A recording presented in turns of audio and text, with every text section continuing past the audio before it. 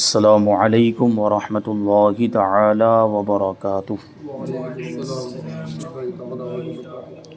نحمده ونصلی ونسلم علی رسولہ الکریم، اما بعد فاعوذ باللہ من الشیطان الرجیم، بسم اللہ الرحمن الرحیم۔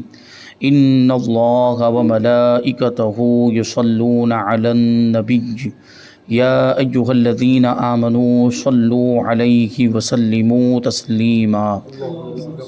اللہم صلی علی سیدنا ومولانا محمد معدن الجود والکرم وآلہ الکرام وابنہ الکریم وبارک وسلم صلاۃ وسلاما علیک یا رسول اللہ صلی اللہ تعالی علیہ وسلم۔ وضو کا بیان جاری ہے، اس میں وضو کا طریقہ، وضو کی سنتیں، وضو توڑنے والی چیزیں بیان کی گئی اور کچھ اور متفرق مسائل بیان کیے گئے۔ انہی متفرق مسائل میں ایک یہ مسئلہ بھی بیان ہوا کہ خون نکلا لیکن بہا نہیں تو یہ وضو کو نہیں توڑتا، کہ جسم کے کسی حصے سے خون نکل کر بہہ جائے، ایسی جگہ پر بہہ جائے جس کا وضو یا غسل میں دھونا فرض ہے، تو اس سے وضو ٹوٹ جاتا ہے۔ لیکن اس میں ایک سوال یہ تھا کہ خون نکل کر بہہ گیا مگر وضو نہ ٹوٹا، اس کی کیا صورت ہے؟ تو اس کا جواب یہ ہے کہ اگر خون بہا مگر بہہ کر ایسی جگہ نہیں پہنچا جس کا وضو یا غسل میں دھونا فرض ہو، مثلا خون نکل کر آنکھ یا کان میں بہا مگر ان سے باہر نہیں آیا تو وضو نہیں ٹوٹا، یعنی آنکھ کے اندر والے حصے کے اندر ہی رہا اور اسی طریقے سے کان کے اندر والے حصے میں ہی خون رہا اور باہر نہیں نکلا، تو اس سے وضو نہیں ٹوٹے گا۔ تو یہ دو چیزیں ایسی ہیں، صرف دو ہی جگہ ایسی ہے کہ جہاں پر خون بہہ کر اسی جگہ کے اندر رہ گیا تو اس سے وضو نہیں ٹوٹتا ہے۔ اس کے علاوہ جسم کا کوئی بھی حصہ، کیونکہ یہ دونوں چیزیں یہ کان کا اندر والا حصہ اور آنکھ کے اندر والا حصہ جہاں پر وہ آنکھ کی پتلی ہوتی ہے، اس کو غسل میں دھونا بھی ضروری نہیں ہے، تو وہاں پر خون اگر بہا بھی ہے اور اندر ہی رہ گیا ہے تو اس سے وضو نہیں ٹوٹے گا۔ اس کے علاوہ کسی بھی جگہ پر اگر خون نکل کر بہہ گیا ہے تو اس سے وضو ٹوٹ جائے گا۔ آگے سوال یہ ہے کہ دکھتی آنکھ سے نکلنے والے آنسوؤں کا کیا حکم ہے؟ فرماتے ہیں کہ آنکھ کی بیماری کے سبب جو آنسو بہا وہ ناپاک ہے اور وضو بھی توڑ دے گا۔ یہ دونوں چیزیں ذہن میں رکھنے کی ہے کہ عام طور پر جو آنسو نکلتے ہیں رونے کی وجہ سے یا کبھی زیادہ ہنسنے کی وجہ سے، کبھی خوشی کی وجہ سے بھی آنسو نکل جاتے ہیں، تو ان آنسوؤں سے وضو نہیں ٹوٹتا۔ لیکن اگر آنکھ میں کوئی بیماری ہے، آشوب چشم ہو گیا ہے، جس کو ہم اپنی زبان میں آنکھ آنا کہتے ہیں، یعنی آنکھ آئی ہوئی ہے اور اس کی وجہ سے آنسو نکلا ہے، تو وہ آنسو ناپاک بھی ہے، وہ پانی ناپاک ہے اور اس سے وضو بھی ٹوٹ جائے گا۔ وضو ٹوٹ جائے گا اور وہ پانی اگر کپڑے یا بدن کے کسی حصے میں لگ جاتا ہے تو وہی نجاست کے احکام اس کے لیے ہوں گے، اس کو دھونا پاک کرنا ضروری ہوگا وہ درہم کے اعتبار سے۔ اب آگے ہے کہ انجیکشن لگانے سے وضو ٹوٹے گا یا نہیں ٹوٹے گا؟ کہتے ہیں کہ گوشت میں انجیکشن لگانے میں صرف اسی صورت میں وضو ٹوٹے گا جبکہ بہنے کی مقدار میں خون نکلے۔ اب ظاہر سی بات ہے، انجیکشن لگانے کا مقصد یہی ہوتا ہے کہ انجیکشن کے ذریعے سے دوا جسم کے اندر پہنچائی جاتی ہے، یعنی عام طور پر جسم سے کوئی چیز نکالنے کے لیے انجیکشن نہیں لگوایا جاتا، جسم کے اندر کوئی دوا داخل کرنے کے لیے انجیکشن لگایا جاتا ہے۔ تو یہ اس لیے کہہ رہے ہیں کہ کبھی کبھی ایسا ہوتا ہے کہ انجیکشن لگانے میں ہی تھوڑا خون اس میں انجیکشن کے اندر آ جاتا ہے، تو ایسی صورت میں اگر وہ خون اتنی زیادہ مقدار میں انجیکشن کے اندر آ گیا ہے کہ اگر اس کو ویسے چھوڑ دیا جائے بدن کے اوپر تو وہ بہہ جائے، یعنی بہنے کی مقدار، اس کے اندر بہنے کی صلاحیت ہو، اتنی زیادہ مقدار میں وہ خون نکل آیا ہے تو اس سے وضو ٹوٹ جائے گا۔ تو یہ تو گوشت کی بات کی ہے۔ اب آگے سوال ہے کہ کیا نس کا انجیکشن لگانے یا ٹیسٹ کے لیے خون نکالنے سے وضو ٹوٹ جائے گا؟ جواب: نس کا انجیکشن لگا کر پہلے اوپر کی طرف خون کھینچتے ہیں، اس میں خون کھینچا جاتا ہے جو کہ بہنے کی مقدار میں ہوتا ہے، لہٰذا وضو ٹوٹ جائے گا۔ یوں ہی سرنج کے ذریعے ٹیسٹ کرنے کے لیے خون نکالنے سے وضو ٹوٹ جاتا ہے، کیونکہ اب وہ ٹیسٹ کے لیے جو خون نکالتے ہیں وہ زیادہ مقدار میں ہوتا ہے، کیونکہ یہ بہنے کی مقدار میں ہوتا ہے۔ آگے سوال ہے کہ کیا گلوکوز وغیرہ کی ڈرپ لگوانے سے وضو ٹوٹ جاتا ہے؟ جواب، گلوکوز وغیرہ کی ڈرپ نس میں لگوانے سے وضو ٹوٹ جائے گا، کہ اس میں بھی وہی خون کا مسئلہ آتا ہے، کیونکہ بہنے کی مقدار میں خون نکل کے نلکی میں آ جاتا ہے، جو وہ ڈرپ لگاتے ہیں اس کے اندر وہ خون آ جاتا ہے۔ وہ گلوکوز کا بوٹل جب چڑھاتے ہیں تو اس میں پہلے وہ خون اندر آ جاتا ہے، پھر وہ بعد میں دوبارہ اس کو دبا کے اندر نس میں دوبارہ بھیج دیتے ہیں، لیکن نکلا تو صحیح خون،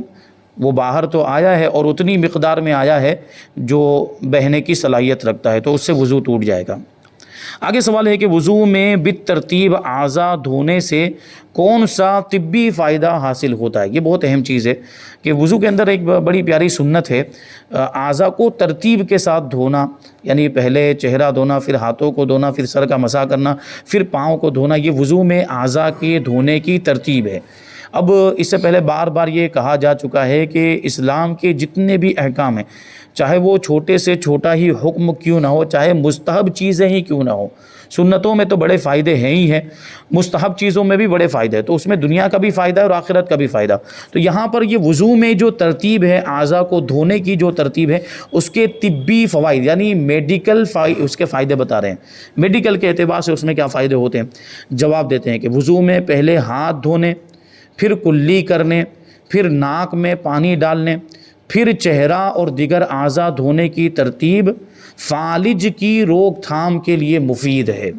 یہ جو پورا سنت طریقہ، میں نے تو صرف فرائض گنائے تھے، یہ پورے سنت طریقے کے بارے میں بتا رہے ہیں کہ پہلے گٹوں تک ہاتھ دھوئے جاتے ہیں، پھر کلی کرنا، ناک میں پانی چڑھانا، پھر چہرہ دھونا اور دوسرے اعضاء کو دھونا، جو بھی پوری وضو کے اعضاء کو دھونے کی ترتیب ہے، اس کے بارے میں کہتے ہیں کہ یہ فالج کی روک تھام کے لیے مفید ہے۔ اب یہ فالج ہوتا کیا ہے؟ فالج جس کو ہم لوگ لقوہ کہتے ہیں، جس میں جسم کا کوئی مخصوص حصہ سن پڑ جاتا ہے، کام کرنا بند کر دیتا ہے، ایسا محسوس ہوتا ہے کہ اتنا حصہ بے جان ہو گیا ہے، تو اس کو فالج، پیرالائز کو بولتے ہیں اس کو انگلش کے اندر۔ تو اس میں یہ بڑا مفید ہے یہ طریقے کی، اگر کوئی پوری زندگی پابندی کرتا رہے، سنت طریقے کے مطابق اگر وہ وضو کرتا رہے، تو انشاءاللہ اس کو کبھی فالج کی بیماری نہیں ہوگی۔ یہ ترتیب کے اندر بھی یہ فائدہ ہے۔ اب آگے دیکھیں، سوال ہے کہ بیسن پر کھڑے کھڑے وضو کرنا کیسا ہے؟ بیسن مطلب وہ واش بیسن جو ہاتھ دھلنے کے لیے بنا رہتا ہے، اور اس کو اونچا بناتے ہیں کیونکہ اس میں مقصد یہ ہوتا ہے کہ صرف اس میں ہاتھ دھلے جائیں گے، تو وہ اونچائی پر ہوتا ہے۔ تو ظاہر سی بات ہے، اگر آپ اس میں وضو کریں گے تو کھڑے ہو کر وضو کرنا پڑے گا، تو کھڑے ہو کر آپ نے ہاتھ دھو لیا، چہرہ بھی دھو لیا، آپ پاؤں کیسے دھوئیں گے؟ تو اس میں مسائل ہوں گے۔ تو وہاں پہ اگر وضو کرتے ہیں تو وضو ہوگا کہ نہیں ہوگا؟ تو اس کا جواب دیتے ہیں کہ بیسن پر کھڑے کھڑے وضو کرنا خلاف مستحب ہے، کیونکہ اس میں بہت ساری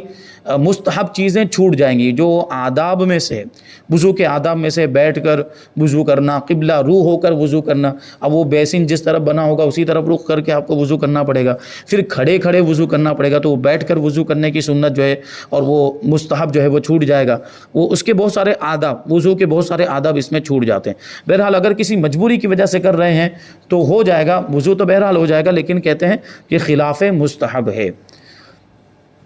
آگے سوال ہے، ایسی کوئی ایک صورت بتائیں کہ جس میں بالغ شخص نماز میں قہقہا لگائے پھر بھی اس کا وضو باقی رہے، کیونکہ اس سے پہلے یہ مسئلہ بتایا گیا کہ نماز میں قہقہا لگانے سے وضو ٹوٹ جاتا ہے، یعنی آواز سے ہنسنے سے وضو، اتنی آواز میں ہنسا کہ پڑوسیوں تک آواز پہنچ گئی، تو ایسی صورت میں وضو ٹوٹ جاتا ہے۔ تو ایسی صورت بتائیں کہ جس میں بالغ شخص نے، کیونکہ نابالغ کی بات ہی نہیں ہے، بالغ شخص نے نماز میں قہقہا لگایا، یعنی زور سے ہنسا، اس کے باوجود بھی اس کا وضو نہیں ٹوٹا۔ جواب، بالغ نے نماز جنازہ میں قہقہا لگایا تو نماز ٹوٹ گئی مگر وضو باقی ہے، کیونکہ دیکھیے وہ جو قہقہا کا جو حکم ہے وہ نماز مطلق کے بارے میں ہے۔ مطلق نماز یعنی رکوع اور سجدے والی نماز، یعنی رکوع اور سجدے والی نماز میں اگر کوئی بالغ شخص نے قہقہا لگایا تو اس کا وضو بھی ٹوٹ جائے گا، نماز بھی ٹوٹ جائے گی۔ لیکن نماز جنازہ میں، کیونکہ نماز جنازہ میں رکوع سجدہ نہیں ہوتا ہے، نماز جنازہ میں اگر بالغ شخص نے قہقہا لگایا تو نماز تو یہاں پر بھی ٹوٹ جائے گی، لیکن وضو باقی رہے گا۔ کا مطلب کیا ہے کہ پھر سے وہ وہاں سے شروع کر سکتا ہے، اگر وہ وہاں سے شامل ہونا ممکن ہو تو وہ شامل ہو جائے۔ آگے سوال ہے کہ کیا مسواک نماز کے لیے سنت ہے یا وضو کے لیے سنت ہے؟ یہ بھی بہت اہم چیز ہے. ہر نماز کے لیے ہمیں مسواک کرنا پڑے گا یا جب بھی وضو کریں گے تب ہمیں مسواک کرنا پڑے گا؟ تو اب ہمارے ذہن میں یہ سوال آتا ہوگا کہ جب بھی نماز پڑھتے ہیں تو وضو تو کرتے ہیں، تو دونوں چیزیں ایک ہی ہو گئی. نہیں، کبھی کبھی ایک ہی وضو سے کئی نمازیں بھی پڑھی جاتی ہے، جسے خاص طور پہ ٹھنڈی کے موسم میں، اور ہمارے یہاں پہ تو ٹھنڈی بھی اتنی زیادہ نہیں پڑتی ہے، لیکن جہاں پہ ٹھنڈی زیادہ پڑتی وہاں کبھی ایسا کیا جاتا ہے کہ ایک وضو کر لیتے ہیں، اس سے 3 نمازیں کبھی پڑھتے ہیں، 2 نمازیں کبھی پڑھتے ہیں. تو ایسی صورت میں اب وضو تو ایک ہی بار کیا ہے، نمازیں 2-3 پڑھی جا رہی ہیں، تو اب وہ جب دوسری نماز پڑھیں گے اسی وضو سے تو کیا مسواک کرنا پڑے گا؟ تو یہی سوال ہے کہ یہ مسواک جو ہے وہ نماز کے لیے سنت ہے یا وضو کے لیے سنت ہے؟ جواب: مسواک نماز کے لیے سنت نہیں ہے بلکہ وضو کے لیے سنت ہے. یعنی جب بھی وضو کریں گے اس میں ہمیں مسواک کرنا ہے. اور یہ ظاہر سی بات ہے، جو مسواک ہے وہ صفائی کے لیے ہوتی، اور وضو بھی طہارت کا ایک حصہ ہے، تو اسی کا یہ جز ہے. مسواک کرنا یہ وضو کا ہی حصہ ہوا، اور اس اعتبار سے یہ وضو کی سنت ہوئی. تو جو ایک وضو سے چند نمازیں پڑھے اس سے ہر نماز کے لیے مسواک کا مطالبہ نہیں، جب تک تغیر رائحہ یعنی سانس میں بدبو نہ آ گئی ہو، ورنہ اس کے دفاع کے لیے مستقل سنت ہے. کیا مطلب ہوا کہ وضو کے لیے سنت ہے، مسواک کرنا وضو کے لیے سنت ہے، نماز کے لیے سنت نہیں ہے. لیکن کبھی ایسا ہو سکتا ہے کہ ایک وضو سے اگر چند نمازیں پڑھ رہا ہے تو ایک ہی وضو چلا رہا ہے اور اس کی وجہ سے منہ میں بدبو آ گئی ہے، تو اب اس بدبو کو دور کرنا ضروری ہوگا، تو اب مسواک کرنا ضروری ہو جائے گا. اب اگرچہ وضو نیا نہ بھی کرے لیکن پھر بھی مسواک اس کو کرنی پڑے گی. تو یہاں پر اس بدبو کو دور کرنے کے لیے مسواک کیا جائے گا. آگے کہتے ہیں مسواک کے طبی فوائد. جس طریقے سے وضو میں جو اعضاء کو دھونے کی ترتیب ہے اس کا طبی فائدہ ذکر کیا، اب یہاں پہ مسواک کرنے کے طبی فوائد ذکر کرتے ہیں. فرماتے ہیں کہ مسواک سے قوت حافظہ بڑھتی ہے، قوت یادداشت، یاد رکھنے کی چیزوں کو یاد کرنے اور یاد رکھنے کی قوت کو قوت حافظہ کہا جاتا ہے. مسواک کرنے میں یہ فائدہ ہے کہ اس سے قوت حافظہ بڑھتی ہے. درد سر دور ہوتا ہے. اگر کسی کو وہ سر درد کی بیماری، اکثر لوگوں کو ہم دیکھتے ہیں کہ وہ شکایت کرتے ہیں کہ ان کے سر میں اکثر و بیشتر درد رہتا ہے، تو وہ مسواک استعمال کریں تو اس سے درد سر دور ہوتا ہے اور سر کی رگوں کو سکون ملتا ہے. اس سے بلغم دور ہوتا ہے، بلغم کی بیماری بھی بہت سے لوگوں کو ہو جاتی ہے، اور نظر تیز ہوتی ہے. معدہ درست، معدہ مطلب جہاں پہ کھانا جمع ہوتا ہے وہ درست ہوتا ہے اور کھانا ہضم ہوتا ہے. اس کا مطلب کیا ہوا کہ وہ مسواک کرنا یہ کھانے کو ہضم کرنے میں بھی ممد اور معاون ثابت ہوتا ہے. عقل بڑھتی ہے اور بچوں کی پیدائش میں اضافہ ہوتا ہے. بڑھاپا دیر میں آتا ہے اور پیٹھ مضبوط ہوتی ہے. اب سوچیں آپ کہ ایک مسواک کتنی دیکھنے میں ظاہری طور پر، یا وہ اس کو جو مسواک کرنے کا جو عمل ہے اس میں کوئی محنت نہیں، کوئی مشقت نہیں ہے، بڑی ہی ہلکی چیز ہے، بڑا ہی ہلکا کام ہے، اور اس کو کرنے سے کتنے زیادہ فائدے ہیں. یہ تو دیکھیں، ایک تو یہ کہ سنت رسول صلی اللہ علیہ وسلم، نبی پاک صلی اللہ علیہ وسلم کی سنت میں فائدے ہی فائدے ہیں. حضور کی سنت پر عمل کریں تو ظاہر سی بات ہے دنیا میں بھی اس کا فائدہ ملے گا، آخرت میں بھی اس کا فائدہ ملے گا. اب یہاں پہ ذہن میں رکھنا چاہیے یہ بات کہ بہت ساری چیزیں جیسے طبی فائدے بتائے گئے، میڈیکل اس کے فائدے بتائے گئے، تو اب وہ اسی فائدے کے لیے کیا جائے یہ بھی نہیں ہونا چاہیے. اب جیسے یہاں پر یہ بتا دیے مسواک کے یہ فائدے، تو اب اسی فائدے کی نیت سے مسواک کی جائے کہ یہی فائدے کے لیے ہم کر رہے ہیں. نہیں، سنت رسول کی نیت سے کریں تو یہ فائدے تو ویسے ہی ہمیں مل جائیں گے، اور سنت رسول کی نیت سے کریں گے تو صرف یہی کیا اور بھی بہت سارے فائدے ہمیں مل سکتے ہیں. تو سنت رسول کی نیت ہی سے مسواک کرنا چاہیے. اب آگے ہے کہ عورتیں سر کا مسح کس طرح کریں گے؟ جواب: یہ سوال ہے کہ وضو میں عورتیں سر کا مسح کس طرح کریں گی؟ کیا مردوں کی طرح ان کے لیے بھی گردن سے واپس پیشانی تک ہتھیلیوں سے مسح کرنا ضروری ہے؟ کیونکہ بال بڑے ہونے کی وجہ سے اس میں مشکل پیش آتی ہے. جیسے ابھی مردوں کا جو طریقہ بتایا گیا تھا کہ 3 انگلیوں سے، چھوٹی انگلی، اس کے بغل والی انگلی اور بیچ والی انگلی، یہ تینوں انگلیوں کو آپس میں ملا کر سر کے بیچ والے حصے کا مسح کرنا، یعنی آگے سے پیچھے کی طرف لے جانا ہے، پھر وہاں پیچھے سے انگلیوں کو چھوڑ کر کر ہتھیلیوں کو، یہ کن پٹی کے اوپر والا جو حصہ ہے سائیڈ میں جو باقی رہ جاتا ہے وہاں کا مسح کرنا ہوتا ہے۔ اب عورتیں اگر اس طریقے کے مطابق سر کا مسح کریں گی تو ان کے بال بڑے ہوتے ہیں، تو یہ پیچھے سے ہتھیلیاں آگے لانے کی صورت میں وہ بال ان کے پورے بکھر جائیں گے، وہ بال پیچھے سے آگے کی طرف آ جائیں گے، تو اس میں ان کو دشواری ہوگی، مشکل پیش آتی ہے۔ تو اگر نہیں کریں گی تو کیا وضو ہو جائے گا؟ یعنی اگر وہ ایسا نہیں کریں گی تو وضو ہو جائے گا؟ برائے کرم شرعی رہنمائی فرمائیں۔ تو جواب دیتے ہیں کہ مرد و عورت دونوں کے لیے وضو میں چوتھائی سر کا مسح کرنا فرض ہے اور پورے سر کا مسح کرنا سنت ہے۔ اگر کسی نے پورے سر کا مسح نہ کیا بلکہ اس سے کم کیا تو وضو ہو جائے گا، لیکن بلا عذر اس کی عادت بنا لینے سے وہ گنہگار ہوگا۔ یعنی کیونکہ سنت چھوڑے گا، اب سنت چھوڑنے کا عادی، سنت موقدہ کو چھوڑنا اور اس کی عادت بنا لینا یہ گناہ ہے، اس لیے اس کو چھوڑنا نہیں چاہیے۔ کبھی کسی وجہ سے، کسی مجبوری کی وجہ سے، کسی عذر کی وجہ سے ایسا کر لیا، جیسے کبھی جلدی میں ہوتے ہیں، نماز کا وقت جا رہا ہے تو ایسے ہاتھ گھما لیا ایک مرتبہ سر کے اوپر تو چوتھائی سر کا مسح ہو جاتا ہے، تو وہاں اس کی اجازت ہوگی، لیکن ہمیشہ ایسا نہیں کر سکتے، کیونکہ پورے سر کا مسح کرنا سنت مؤکدہ ہے، اور کتب فقہ میں پورے سر کا مسح کرنے کے دو طریقے منقول ہیں۔ دیکھیے، ایک طریقہ تو جو مشہور ہے وہ ہم عام طور پر سنتے رہتے ہیں، جس کے بارے میں ہم نے اس سے پہلے جانا، لیکن ایک دوسرا طریقہ بھی ہے، وہ عورتیں اس کو اختیار کر سکتی ہیں، وہ ان کے لیے آسان ہوگا۔ پہلا طریقہ یہ ہے کہ دونوں ہاتھوں کے انگوٹھے اور کلمے کی انگلیاں چھوڑ کر بقیہ تین انگلیوں کے سرے ملا کر پیشانی پر رکھے، یہ جو عام طور پر جو طریقہ بیان کیا جاتا ہے۔ پھر ان کو گدی کی طرف اس طرح کھینچ لائے کہ ہتھیلیاں سر سے جدا رہیں، پھر فقط ہتھیلیوں سے سر کی دونوں جانبوں کا مسح کرتا ہوا پیشانی تک لے آئے۔ یہ جو طریقہ، یہ انگلیوں سے پیچھے کی طرف لے جانا، پھر ہتھیلیوں کو آگے کی طرف لے کر آنا، یہ ایک طریقہ ہے۔ لیکن دوسرا طریقہ یہ بھی کتابوں کے اندر موجود ہے، وہ کہتے ہیں کہ انگوٹھے اور کلمے کی انگلیوں کے علاوہ دونوں ہاتھوں کی تین انگلیاں اور ہتھیلیاں پیشانی سے گدی کی طرف اس طرح کھینچ کر لائے کہ پورے سر کا مسح ایک ہی بار میں ہو جائے۔ یعنی دیکھیں اس میں کیا ہوتا ہے کہ پہلے انگلیوں سے ہم نے سر کے اوپر کے بیچ والے حصے کا مسح کیا، پھر ہتھیلیوں سے یہ سائیڈ والے حصے کا ہم مسح کرتے ہیں، لیکن یہ جو دوسرا والا جو طریقہ بتا رہے ہیں یہ تھوڑا مختلف ہے اس اعتبار سے کہ پہلے انگلیاں بھی لگا دینی اور ہتھیلی بھی ایسے لگا دینی ہے اور دونوں کو ایسے کھینچتے ہوئے لے جانا، تو ابھی ایک ساتھ میں ہی یہ بیچ والے حصے کا بھی مسح ہو جائے گا اور یہ سائیڈ کا پیشانی سے گدی کی طرف اس طرح لے کر جائیں گے کہ پورے سر کا مسح ہو جائے گا، یہ سائیڈ والے حصے کا بھی مسح ہو جائے گا، پورا یہ ہاتھ ہی یہاں لگا دینا ہے، صرف یہ کلمے کی انگلی اور انگوٹھے کو جدا رکھنا ہے اور پورا ہاتھ ایسے پیچھے کی طرف لے جائیں گے، تو ایک ہی ساتھ میں ایک ہی بار میں یہ پورے سر کا مسح ہو جائے گا۔